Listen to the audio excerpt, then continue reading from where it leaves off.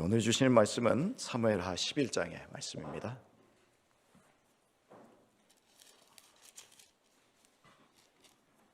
11장 1절부터 27절까지 우리 같이 한 목소리로 읽겠습니다.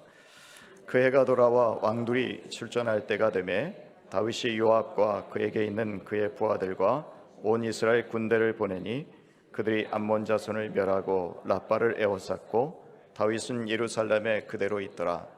저녁 때에 다윗이 그의 침상에서 일어나 왕궁 옥상에서 거닐다가 그곳에서 보니 한 여인이 목욕을 하는데 심히 아름다워 보이는지라.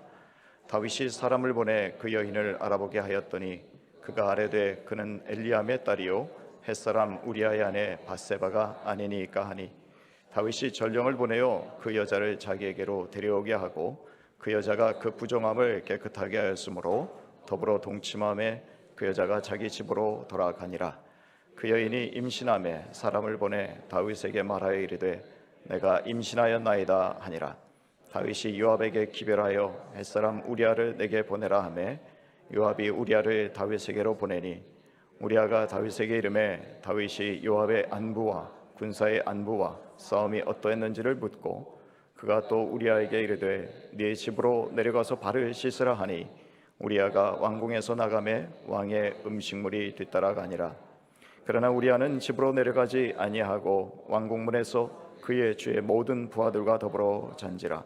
어떤 사람이 다윗에게 아뢰되 우리아가 그의 집으로 내려가지 아니하였나이다.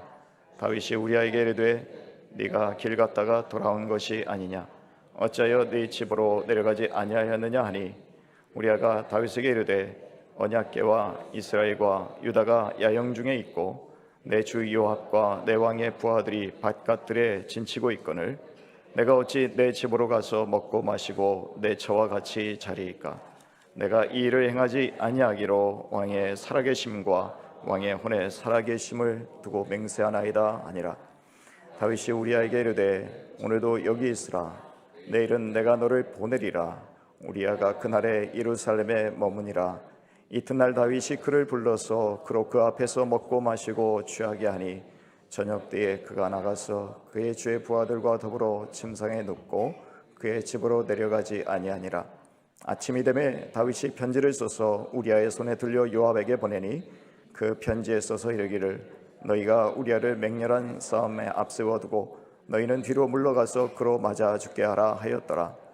요압이 그 성을 살펴 용사들이 있는 것을 아는 그곳에 우리아를 두니, 그 성 사람들이 나와서 요압과 더불어 싸울 때에 다윗의 부하 중 몇 사람이 엎드러지고 햇사람 우리아도 죽으니라.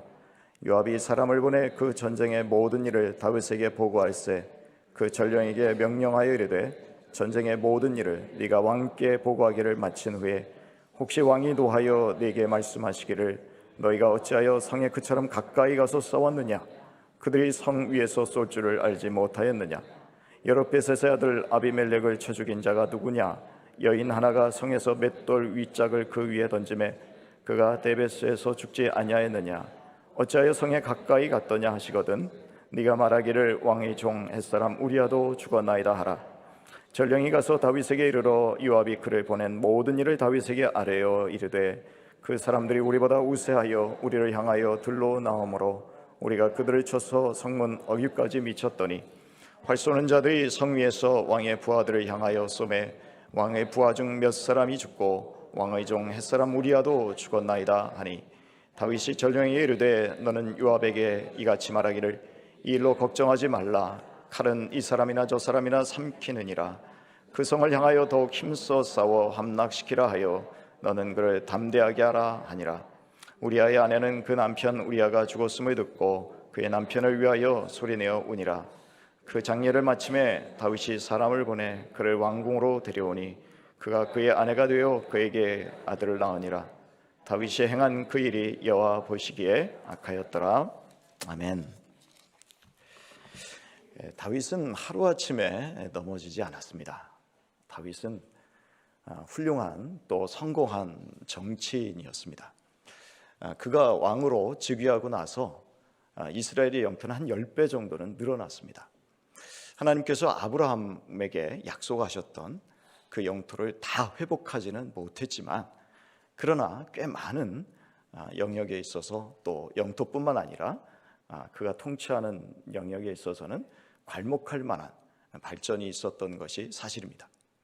정치인으로서도 성공을 했고, 또 우리가 잘 알다시피 다윗은 시인이기도 했고, 또 하나님께서 기뻐하시는 예배자이기도 했고, 더욱이나 다윗은 예언자였습니다.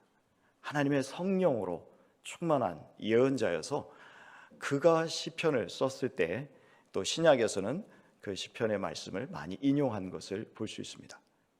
그런데 그 다윗이 너무 허무하게 무너졌다고 생각하십니까? 그렇지 않습니다. 그 전조들이 있었습니다. 다윗이라고 해서 모든 면이 다 완벽한 것은 아닙니다. 우리 주변에도 신앙적으로는 꽤 괜찮은 분들이라고 생각할지라도, 그러나 그 내면 속을 들여다보면 여기저기 또 물이 새는 곳이 있을 수 있다는 것이죠. 다윗의 입장에서는, 다윗에게 있어서는 무엇이 좀 약점이었을까? 한번 사무엘하 5장으로 한번 넘어가 보겠습니다. 그 앞쪽에 사무엘하 5장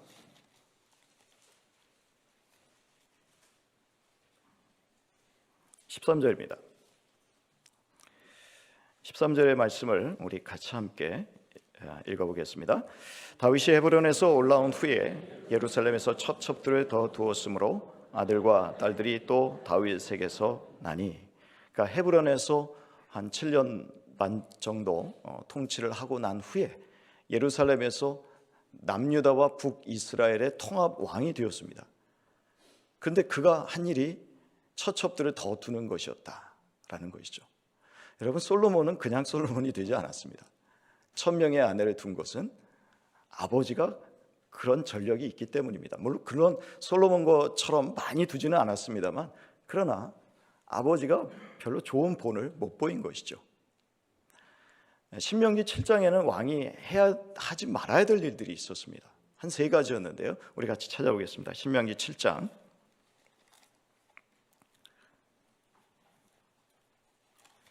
16절과 17절입니다. 신명기 17장 16절과 17절입니다. 같이 읽습니다. 그는 병마를 많이 두지 말 것이요 병마를 많이 얻으려고 그 백성을 애굽으로 돌아가게 하지 말 것이니 그는 여호와께서 너에게 이르시기를 너희가 이후에는 그 길로 다시 돌아가지 말 것이라 하였음이며 그에게 아내를 많이 두어 그의 마음이 미혹되게 하지 말 것이며 자기를 위하여 은금을 많이 쌓지 말 것이니라. 자기를 위해서 돈을 많이 쌓지는 않았습니다.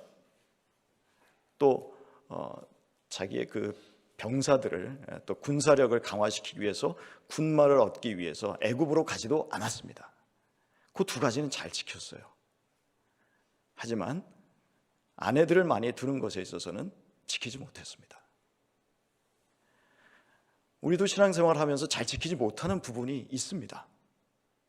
근데 그것이 우리의 삶에서 나중에 올무가 될 수 있는 것이죠. 걸림돌이 될 수 있습니다. 우리가 그것들을 하나하나 뒤돌아보면서, 오늘도 아침에 나오셨습니다마는 성령께서 비춰주시는, 또 말씀을 통해서 비춰주시는 그 빛을 통해서 마치 거울을 보듯이 자신을 들여다봐야 됩니다. 내가 혹시 이런저러한 부분에서 약한 부분은 어디인가? 이 죄악을 끊지 못하는 부분들은 무엇인가?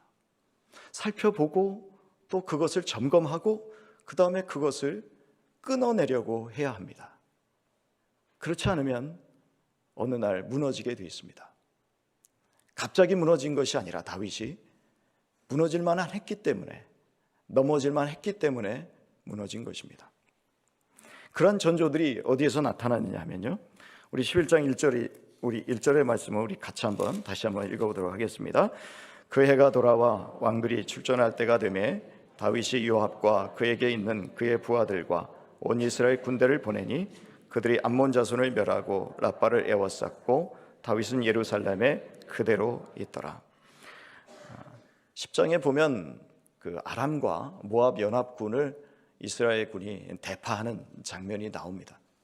그리고 다시 한번 모압과의 전면전을 치르기 위해서 왕들이 출전할 때, 그러니까 모든 전면전을 치른다라는 이야기죠. 그때에 다윗이 모압과의 전쟁터에 나가지 않은 모습을 볼 수 있습니다. 나가지 않아도 됐습니다. 왜냐하면 부하들이 워낙 잘했기 때문에. 막강한 군사력으로 다윗이 안 나가도 성공적으로 정복 전쟁을 수행할 수 있었기 때문에 안 나가도 되었습니다. 그런데 이때가 봄 시기였죠. 봄이니까 우기와 건기가 지나서, 겨울이 우기입니다만 우기를 지나서 건기가 되었을 때에 다윗이 안 나가고 궁에 있었다라고 되어 있습니다. 여러분, 우리가 가만히 생각해 보면요, 모든 것이 잘 나갈 때가 참 위험하더라고요. 직장도 잘 되고 있고 승진도 잘 되고 있고 비즈니스 하시는 분들은 매출도 좋고 또 모든 가정에 있어서도 다 평안한 거예요. 사실 그런 때 나태해지기 쉽습니다. 다윗의 입장에서는 모든 것이 다 잘 풀렸기 때문에 그는 그냥 궁에 평안히 있어도 되었습니다. 그런데 가만히 생각해 보십시오. 우리가 결과만 좋으면 내가 하는 일을 놔도 되는 겁니까? 우리가 하는 일들은 그냥 결과만 좋으면 남들이 알아서 해줘도 되는 일들입니까? 그리고 그냥 평안하게 다리 뻗고 앉아서 그냥 돈이 있으면 여행도 다니고 그냥 그 돈 가지고 여행 다니면서 골프 치고 다니고 그래도 되는 겁니까? 그 일들이 누가 맡겨주신 겁니까? 한번 그거 생각해 보십시오. 나는 어쩔 수 없이 내가 늙어서도 이 일을 해야 되나? 저는 일하는 게 너무나 큰 축복이라고 생각합니다. 나이 들어서도 할 수 있는 일이 있다는 게 얼마나 감사한 일입니까? 아멘 안 하시나요? 네. 저는 죽을 때까지 일하고 싶습니다. 일하는 게 얼마나 행복한데요. 우리가 일에 대한 관점을 바꿔야 됩니다.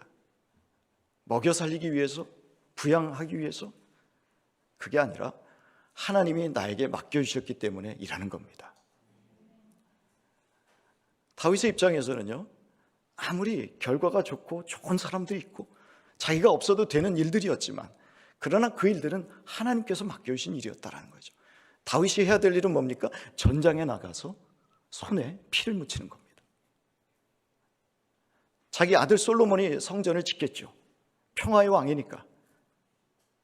그때까지는 다윗은 죽을 때까지, 아니 힘이 남아있을 때까지 열심히 전쟁터에 나가서 전쟁을 해야 합니다. 손에 피를 묻혀야 됩니다. 그게 다윗의 사명입니다. 하나님이 그를 부르신 목적입니다.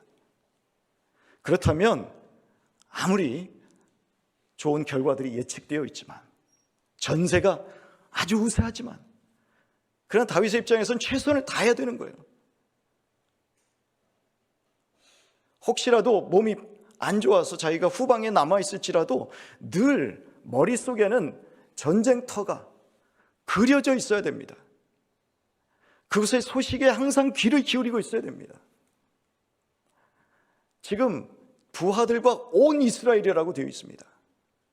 모두가 다 그 전쟁터에 귀를 기울이고 있는 판에 다윗은 뭐 하고 있습니까?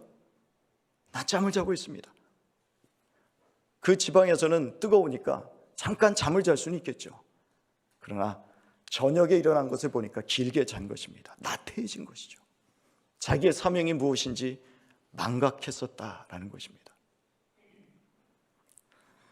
여러분, 한 군데만 더 한번 같이 찾아보겠습니다. 전도서 11장입니다.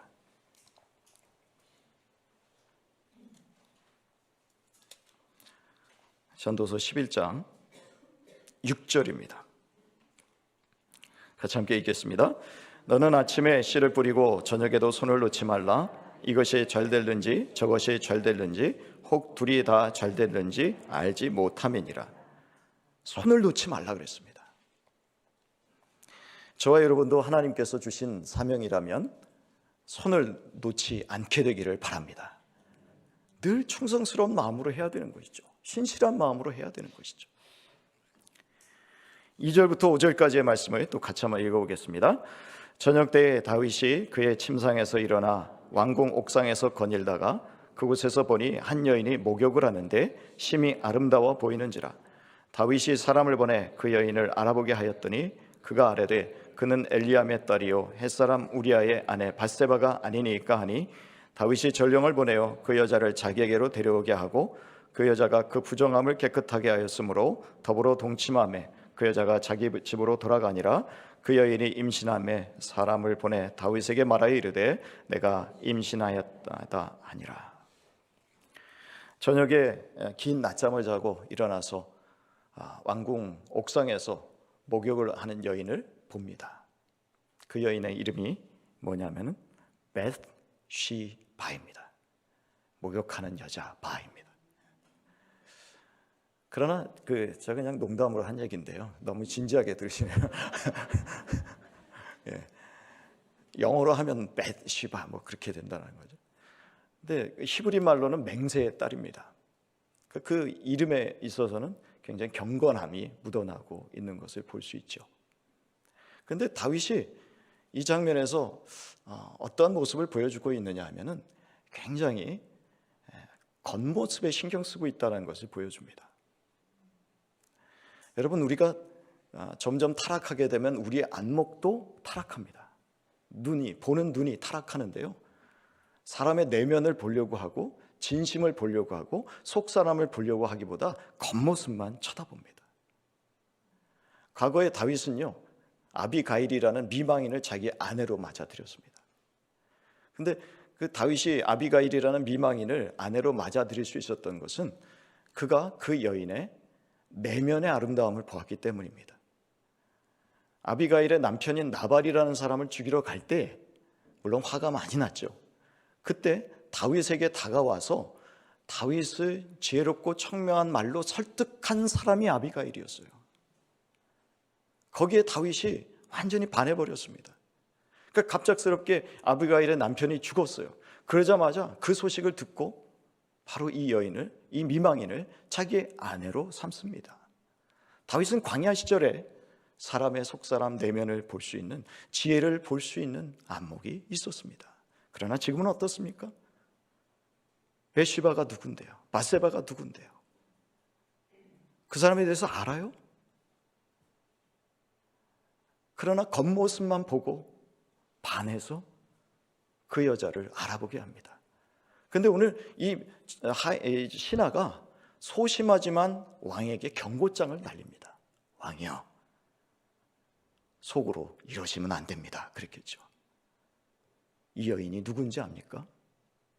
엘리암의 딸입니다. 엘리암은 누구의 아들인지 아십니까? 아히도벨의 아들입니다. 아히도벨이 누구신지 아십니까? 당신의 가장 측근에서 모든 전쟁터에서 당신을 도와서 조언을 해주었던 사람입니다. 그 가까운 사람의 손녀딸이 밧세바입니다. 그리고 이 밧세바라는 사람의 남편이 누군지 아십니까? 지금 저 전쟁터에서 목숨을 내걸고 싸우고 있는 당신의 가장 충직한 신하 중에 하나입니다. 무슨 얘기입니까? 이 모든 가족들이 다 당신에게 충성하고 있는 사람들입니다. 게다가 이 여인은 남편이 있는 여자입니다. 건들지 마세요. 왕에게 감히 대놓고 말하지 못하잖아요. 그러니까 이 말을 하는 거예요. 왕이요, 알아들으세요, 이 얘기죠. 그러나 사람이 점점 타락하면 어떻습니까? 귀도 막혀버려요. 과거에 다윗은 어땠습니까? 동굴에서 사울을 죽일 수 있는 기회가 2번이나 있었습니다. 자기의 최측근 부하들이 와서 속삭이는 거예요. 왕이시여, 지금이야말로 복수할 때가 됐습니다. 망명생활을 끝낼 때가 됐습니다. 당신이 지금 사울을 여기서 죽이면 우리는 모든 고생 끝나고 이제 행복 시작입니다. 하나님이 당신에게 복수할 기회를 주셨습니다. 하나님의 이름으로 얘기했다니까요. 하지만 그 달콤한 속삭임에 다윗이 귀를 기울이지 않았습니다. 분별력이 있었으니까요. 그러나 다윗은 이 엄청난 신하의 보고 앞에서 꿈쩍하지 않습니다. 그 귀를 막습니다.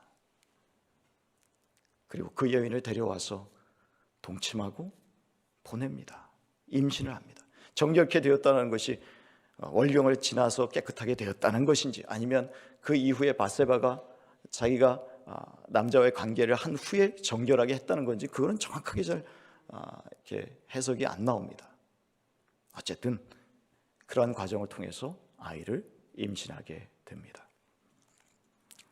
그 이후에 어떻게 합니까? 다윗이 우리가 쭉 읽었습니다만 자기의 범죄를 은폐하기 위해서 충직한 신하인 우리아를 전쟁터에서 데려옵니다. 그를 그 집으로 보내서 마치 그 아이가 우리아로 하여금 동침하게 해서 그 아이가 그 우리아의 아이인 것처럼 꾸미려고 합니다.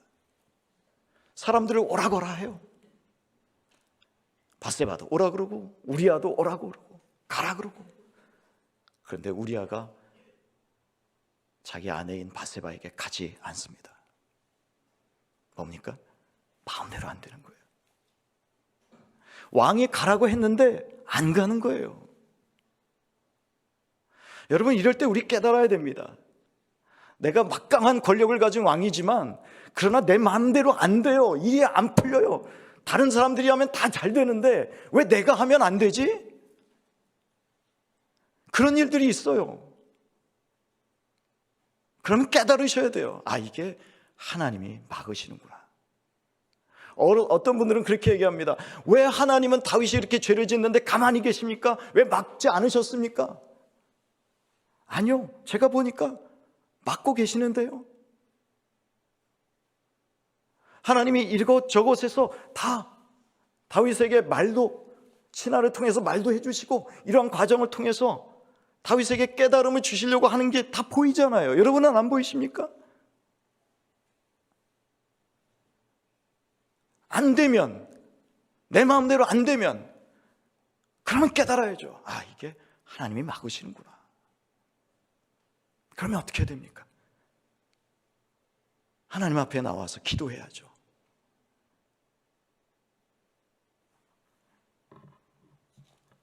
그러나 은폐하려고 시도합니다. 그마저도 안 되니까 어떻게 합니까? 결국은 자기의 충직한 신하 우리아를 죽입니다. 사실 이스라엘 왕은요, 종이지, 하나님의 종이지 이방 사람들의 그런 왕이 아닙니다. 착각하면 안 되는 거죠. 그러나 자기에게 좀 권력이 주어졌다고 그것을 세상 사람처럼 그 권력을 사용한 것입니다.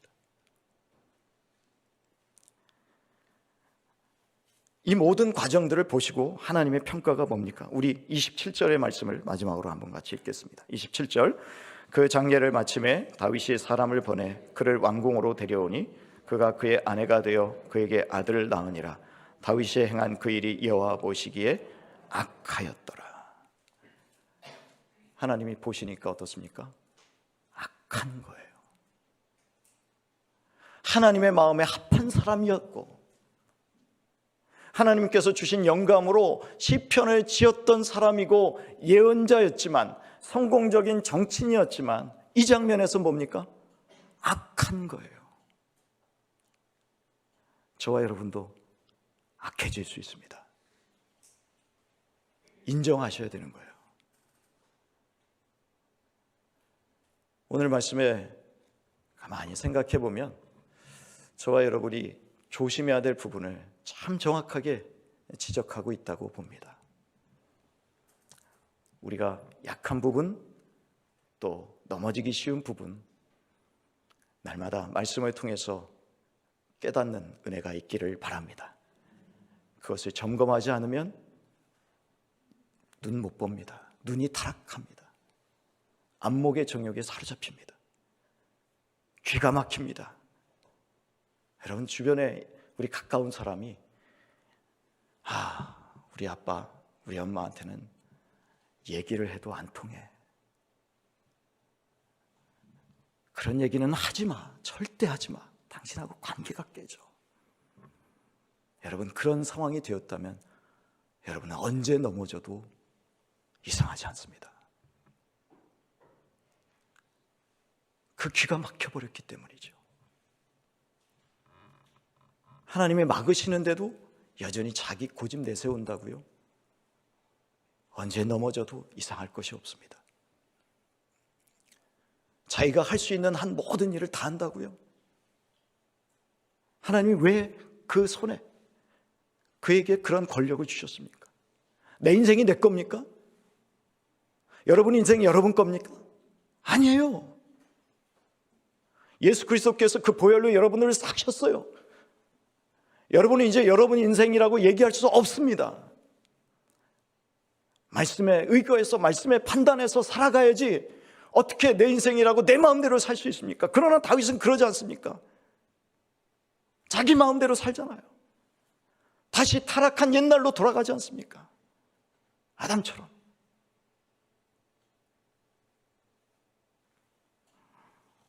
우리가 이 말씀을 마음에 새기고 또 날마다 하나님 앞에서 거룩함으로 또 정결함으로 살아가실 수 있게 되기를 주님의 이름으로 축원합니다. 우리 시간에 같이 한번 기도하겠습니다. 몇 가지 한 말씀들을 생각하면서 한번 같이 기도하겠습니다. 하나님, 혹시라도 연약한 줄 알면서도 말씀을 소홀히 하였다면 깨닫게 하여 주옵소서. 세밀한 주님의 음성을 듣는 귀를 열어 주옵소서. 오늘도 우리의 눈이 외모에만 치중하는 그런 눈이라면, 이 세상 문화에 우리의 모든 시각이 또 그렇게 우리의 시각이 경도되어 있다면 주님께서 우리의 시각을 교정하여 주옵소서. 오늘도 내 뜻이 아닌 하나님의 뜻을 따라 사는, 하나님의 뜻에 굴복하는 자가 되게 하여 주옵소서. 우리 같이 한번 또 각자 하나님께서 주신 말씀에 깨달음이 있다면 오늘도 그 말씀을 붙들고 잠시 기도하는 시간 갖도록 하겠습니다. 같이 기도하겠습니다. 하나님 아버지 감사합니다. 아버지 하나님, 오늘도 또한 주님께서